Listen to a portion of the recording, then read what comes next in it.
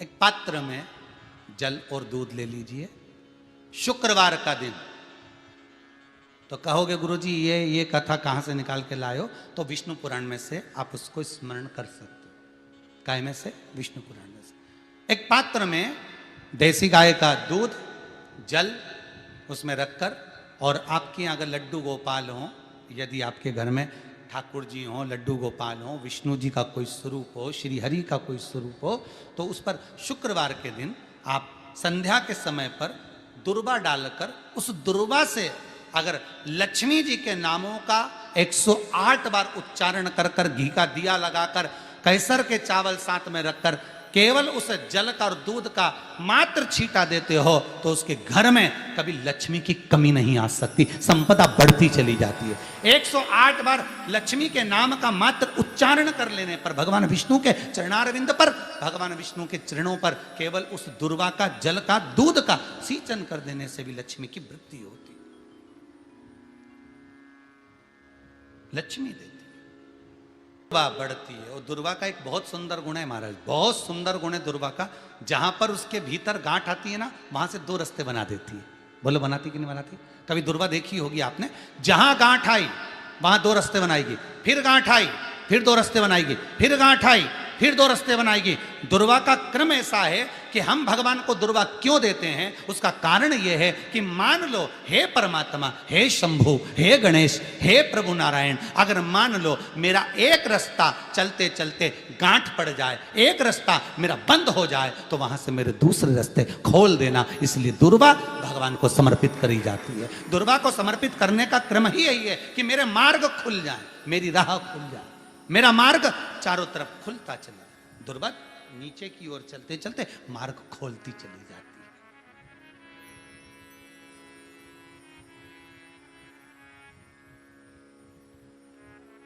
अमृत है ये, इसलिए नष्ट नहीं होती। तोड़ के रख लेना, प्रैक्टिकल करके जरूर देखना, सियोर वाला महाराज कहीं झूठ तो नहीं बोल रही है। तोड़ कर रखो दुर्वा को, बोरी में भर कर रखो, 4 साल 6 महीने 8 महीने बाद सूख जाए, बेकार हो जाए, उसके बाद भी उसको खेत में, बगीचे में कहीं ले जाकर पटक देना, 8-15 दिन पानी देना, देखो फिर वापस वही हरि की हरि होना, वही कहीं ना कहीं से स्फुटित होते फिर आगे बढ़ना चालू कर देगी। उसका तत्व है अमृत, वो अमर है, मरती नहीं, फिर चालू हो जाती। शिव कहते हैं यही अमरता है, यही अमरता है कि दुख आया तो मरने की नहीं सोचना है। तकलीफ आई, कष्ट आया, रोग आया, बीमारी आई, थोड़ा सा तकलीफ आ गई, थोड़ी बीमारी आ गई, थोड़ा दुख आ गया, तो ये मत सोचना हमें मरना है। नहीं नहीं नहीं, अभी तो और जीना है। तो किस लिए जीना है? कोई कहेगा इसको कहीं आसक्तियां होंगी, घर की, परिवार की, कुटुंब की, कबीले की, इसलिए जीना चाहती है, इसलिए जीना चाहता। नहीं, आसक्ति एक रखना कि मैं जीना इसलिए चाहता हूं, मैं और जीना चाहती हूं, इसलिए चाहती हूं कि अब मैं भगवान का भजन करना चाहती हूं। अभी तक मैंने परिवार, कुटुंब, कबीले, संसार के लिए करा, अब जितनी जिंदगी दी उस मालिक ने, अब मैं उसका भजन करूं। दुर्वा भगवान विष्णु को चढ़े, दुर्वा गणेश जी को चढ़े, दुर्वा शिव जी को चढ़े, दुर्वा ब्रह्मा को चढ़े, दुर्वा इंद्र को चढ़े, दुर्वा पितरों को चढ़े। कितना सुंदर कहा है। जिसके घर में पितृदोष प्रबल होता है, बहुत प्रबल पितृदोष है, तो उसके घर के जहां पानी का मटका रखा था, पितृदोष मालूम है ना? पितृदोष का लक्षण क्या होता है? 1 रुपए कमाओ, 1.25 रुपए खर्च हो, समझ लेना पितृदोष है। रात्रि को सो गए तुम, बड़े चक नींद आ गई तुमको, बहुत प्रेम से सो गए, सोने के 1.5 घंटे या 2 घंटे बाद तुम्हारी नींद खुल जाए और कम से कम आधे घंटे तक तुमको भूख लग रही हो, समझ लेना पितृदोष है। सोकर उठने के बाद में जैसे ही 1-2 घंटे की नींद हो गई और अचानक नींद खुल गई और तुम्हें भूख लग रही है, भूख लग रही है, प्यास लग रही है बहुत तेज, अभी सोए हो, 1.5 घंटा ही हुआ, 2 घंटा ही हुआ, भूख लगने लगी, बहुत तेज भूख लग रही है, समझ लेना पितृदोष है। पितृ भूखे हैं, भोजन की याचना कर रहे हैं, भोजन की याचना। सोने के बाद तत्काल नींद खुले 2 घंटे के बाद, भूख लगे, उसका भी एक समय बताया है महाराज ब्रह्मवर्ता पुराण के अंतर्गत कि रात्रि को सोने के बाद में 1 घंटे की नींद हो जाए और उसके बाद में 2 घंटे के अंदर वापिस नींद खुल जाए और भूख लगने लगे तो समझ लो पितृ भूखे हैं, भोजन मांग रहे हैं, अन्न मांग रहे हैं, पितृ दोष है।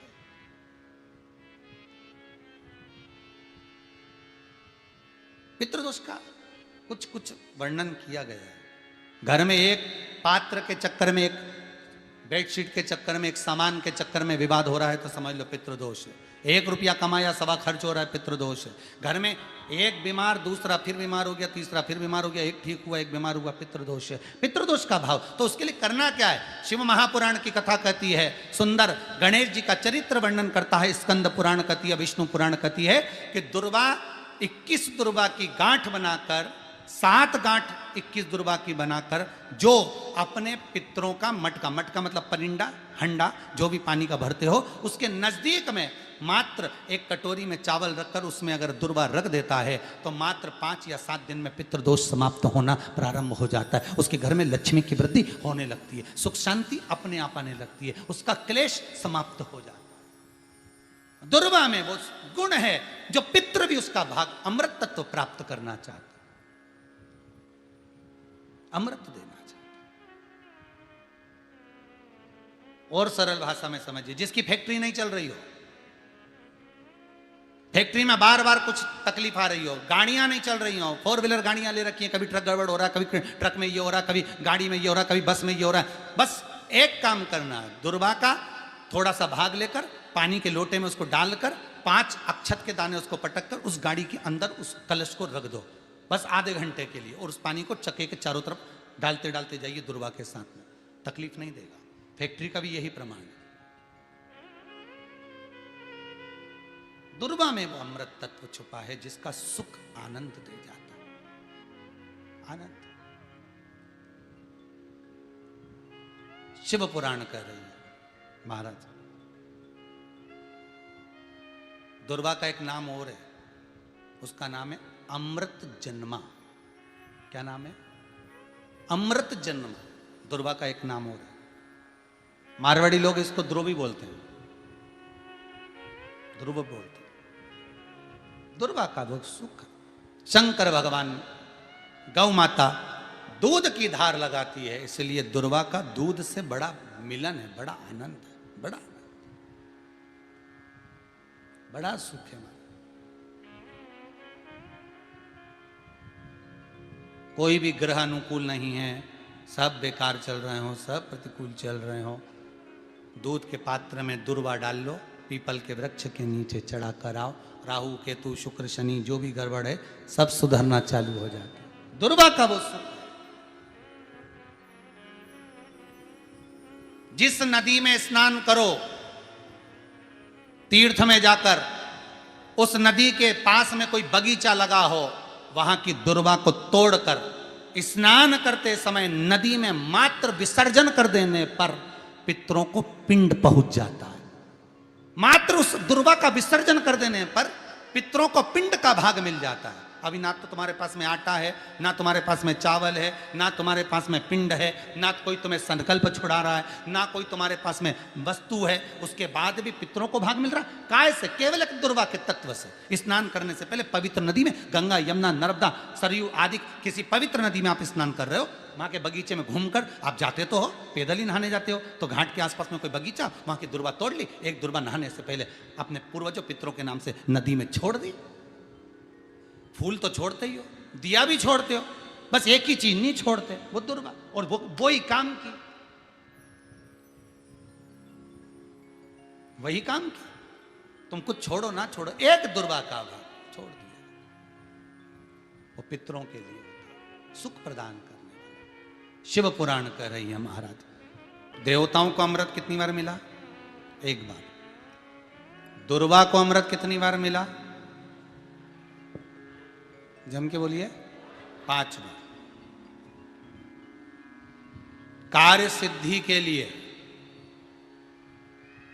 5 दुर्वा गणेश जी को चढ़ाई जाती है, आज भी नियम।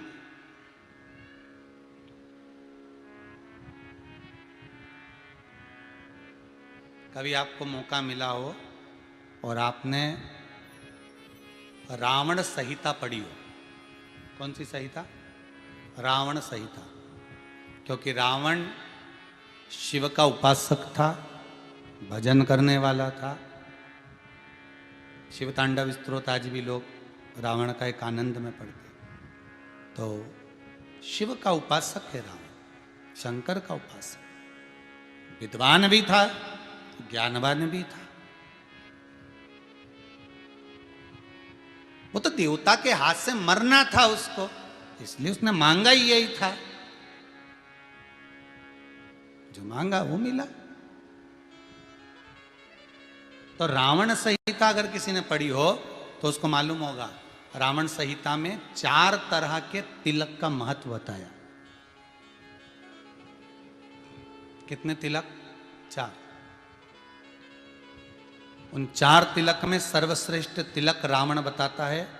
एक तिलक सर्वश्रेष्ठ है, वो है दुर्वा। जो दुर्वा होती है, उस दुर्वा को जलाकर उसकी भस्म तैयार कर कर उसमें गाय का श्वेत गाय, कौन सी गाय? सफेद। उस गाय के शरीर पर कोई दाग ना, उसके शरीर पर पूर्ण तरह से श्वेत हो, ना लाल उसमें कोई धब्बा हो, ना काला धब्बा हो, ना कोई कलर हो, बस केवल श्वेत। रावण संहिता में 4 तरह के तिलक का प्रमाण दिया। तो एक तिलक रावण संहिता में वर्णन आया, एक तिलक का जो व्याख्यान वर्णन किया गया, उसमें दुर्वा को जलाकर राख कर कर भस्म बनाकर उसमें गाय का घी, देसी गाय का घी मिलाकर और उसका बिंदी, उसका तिलक मस्तक पर लगाकर या नैनों में सुरमा लगाकर जो व्यक्ति जिस किसी से मिले वो उसका हो जाता है। उस दुर्वा में इतना प्रबलता आ जाती है, अमृत तत्व जुड़ा हुआ है दुर्वा के। रावण संहिता में 4 तिलक बताएं, उसमें से सबसे 4 तिलक में अलग अलग, एक बेलपत्री की जड़ का तिलक है, एक आंकड़े की जड़ का तिलक है। रावण संहिता में 4 तिलकों का वर्णन है, उसमें मुख्य है सबसे ज्यादा।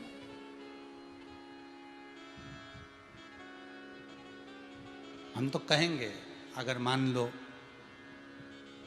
वैसे तो नौकरी करने जाओ, सर्विस करने जाओ तो आंख में काजल लगा कर जा नहीं सकते, नहीं तो लोग ही कह देंगे कहाँ से आया है। मालूम पड़े तुम नौकरी के लिए इंटरव्यू देने जाओ और आंखों में काजल लगा के चले जाओ, तो फिर भी एक प्रयास करना, फिर भी एक प्रयास करना।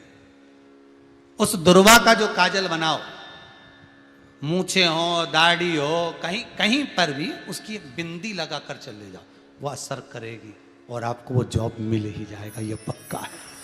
उसमें आकर्षण होता है। दुर्वा आकर्षण का केंद्र करती है। आपको कभी आपके नयनों में दर्द हो रहा हो, जलन हो रही हो, तो आप दुर्वा, हरी भरी जहाँ दुर्वा हो वहां थोड़ी देर चलने का प्रयास करिएगा, आपके नेत्रों का विकार समाप्त हो जाएगा। दुर्वा में वो एक सुख है, वो अमृत छुपा हुआ, और एक बार का अमृत नहीं, 5 बार का अमृत दुर्वा के अंतर्गत।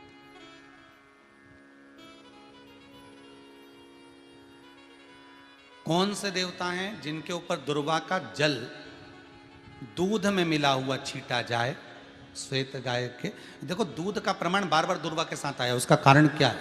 क्या कारण हो सकता है उसका? उसका एक कारण है, समुद्र मंथन के समय पर सबसे पहले कुछ निकला था, तो समुद्र मंथन में सबसे पहले निकली थी गौ माता निकली थी।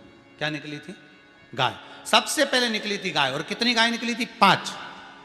पहली नंदा, दूसरी सुभद्रा, तीसरी सुरभि, चौथी सुशीला, 5वीं बहुला। ये 5 गाय समुद्र मंथन में निकली। अब समुद्र मंथन में जब गौ माता निकली तो सारे 33 कोटि देवता मंथन में जो लगे हुए थे, उन मंथन को करते करते देवता थक चुके थे। सारे देवता थक चुके थे। बहुला सुरभि और सुशीला से बोली, सुभद्रा से बोली, नंदा से बोली, अपना काम है, एक काम करो, अपन आप रूप दूध की धार बहाना प्रारंभ करो। अपने आप दूध की धार हम मृत्युलोक में हम भेजें इन देवताओं के लिए, तो देवताओं को अमृत तत्व मिलेगा, आनंद होगा। और गौ माता ने ऊपर खड़े होकर जो दूध बहाना प्रारंभ करा, वो देवताओं के मुख में आधा तो गया और आधा दूध समुद्र पर जब गिरा, और जो मंथन चल रहा था उस मंथन के चलते, कभी दूध का दही का मंथन करना तो क्या निकल कर आएगा, मक्खन आ जाएगा। वो मक्खन तेड़ता हुआ समुद्र की लहर से दुर्वा पर जा पड़ा। इसलिए आज भी दुर्वा के साथ में गौ माता के दूध का बड़ा प्रमाण है, वो भी देसी गाय, जर्सी नहीं, विदेशी नहीं, देसी गाय। और देसी गाय का दूध का बड़ा बड़ा प्रमाण है साहब। हम कई बार कथाओं में कहते हैं, जैसा खाया अन्न, बोलते जाओ, वैसा हो गया मन, जैसा पिया पानी वैसी हो गई वाणी, और जैसा पिया दूध वैसी बन गई बुद्ध। बुद्धि कैसे बनी है? दूध से बनी। डब्बे का दूध पियोगे तो डब्बे हो जाओगे, थैली का दूध पियोगे तो थैली, बोतल का दूध पियोगे तो बोतल। तो दूध का बड़ा असर।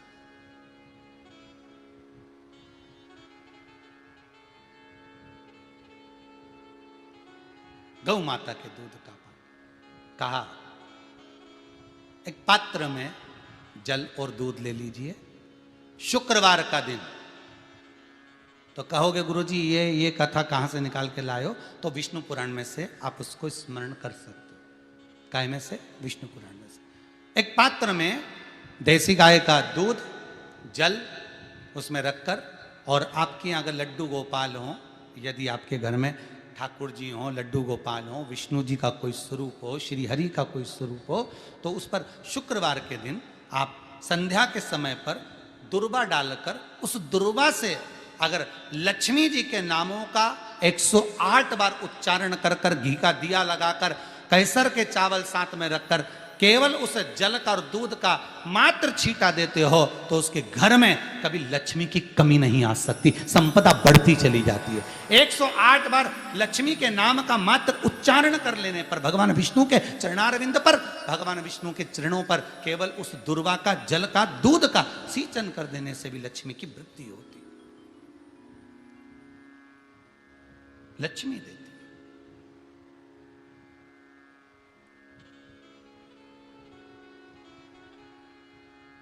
दुर्वा बढ़ती है, और दुर्वा का एक बहुत सुंदर गुण है महाराज, बहुत सुंदर गुण है दुर्वा का। जहां पर उसके भीतर गांठ आती है ना, वहां से 2 रास्ते बना देती है। बोलो बनाती कि नहीं बनाती? कभी दुर्वा देखी होगी आपने, जहां गांठ आई वहां 2 रास्ते बनाएगी, फिर गांठ आई फिर 2 रास्ते बनाएगी, फिर गांठ आई फिर 2 रास्ते बनाएगी। दुर्वा का क्रम ऐसा है कि हम भगवान को दुर्वा क्यों देते हैं, उसका कारण यह है कि मान लो, हे परमात्मा, हे शंभु, हे गणेश, हे प्रभु नारायण, अगर मान लो मेरा एक रास्ता चलते चलते गांठ पड़ जाए, एक रास्ता मेरा बंद हो जाए, तो वहां से मेरे दूसरे रास्ते खोल देना। इसलिए दुर्वा भगवान को समर्पित करी जाती है। दुर्वा को समर्पित करने का क्रम ही यही है कि मेरे मार्ग खुल जाए, मेरी राह खुल जाए, मेरा मार्ग चारों तरफ खुलता चला। दुर्वा नीचे की ओर चलते चलते मार्ग खोलती चली जाती है।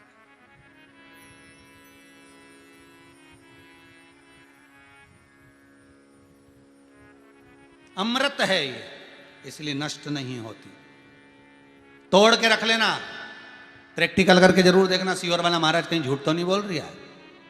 तोड़ कर रखो दुर्वा को, बोरी में भर कर रखो, 4 साल 6 महीने 8 महीने बाद सूख जाए, बेकार हो जाए, उसके बाद भी उसको खेत में, बगीचे में कहीं ले जाकर पटक देना, 8-15 दिन पानी देना, देखो फिर वापस वही हरी की हरी होना, वही कहीं ना कहीं से स्फुटित होते फिर आगे बढ़ना चालू कर देगी। उसका तत्व है अमृत, वो अमर है, मरती नहीं, फिर चालू हो जाती। शिव कहते हैं यही अमरता है, यही अमरता है कि दुख आया तो मरने की नहीं सोचना है। तकलीफ आई, कष्ट आया, रोग आया, बीमारी आई, थोड़ा सा तकलीफ आ गई, थोड़ी बीमारी आ गई, थोड़ा दुख आ गया, तो ये मत सोचना मैं मरना है, नहीं नहीं नहीं, अभी तो और जीना है। आया दरवाजे तक रोग, आया दरवाजे तक बीमारी, आया दुख दरवाजे तक, दुख क्यों ना आएगा? हमारे पूर्व का कर्म है तो दुख तो मिलना ही है। कोई महाराज जी तुमसे कह दे कि तुम्हें दुख ही नहीं आएगा, मैं बैठा हूं, तो महाराज जी से कहते ना तुम्हारे चरण कहां, मैं बता दो, क्योंकि दुख तो आएगा। जैसी करनी वैसी पर नहीं। जो पूर्व में कर कर आए हो, भले आज तुम किसी को दुख नहीं दे रहे, भले आज तुम किसी को तकलीफ नहीं दे रहे, पर पूर्व का कर कर आए हो वो तो भोगना पड़ेगा। दो कारणों से मनुष्य का शरीर मिलता है, एक कर्म का भोग भोगने के लिए, दूसरा भगवान का भजन करने के लिए। भजन भी करो और दुख भी भोगो। जो मिला है किस्मत में, बड़े प्रेम से मिला, ना जाने क्यों मिला इतना दुख, उसका कारण होगा। वो कारण को ढूंढना बाद में, अपने को ढूंढने की जरूरत भी क्या, अपन तो भजन करो, भजन करोगे तो दुख कटेगा। मंदिर जाने से दुख नहीं कट रहा। दुख कैसे कट रहा है? मंत्र जपने से, नाम जपने से, राम कहने से, कृष्ण कहने से, शिव कहने से, भवानी कहने से। मंत्र जितना जपोगे उतना दुख कटता चले जाएगा, उतना दुख कटेगा।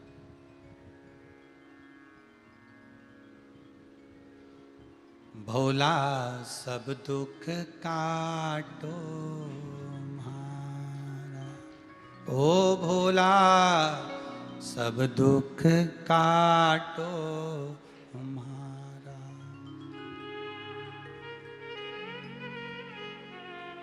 शिव शंकर जपूं तेरी माला, भोला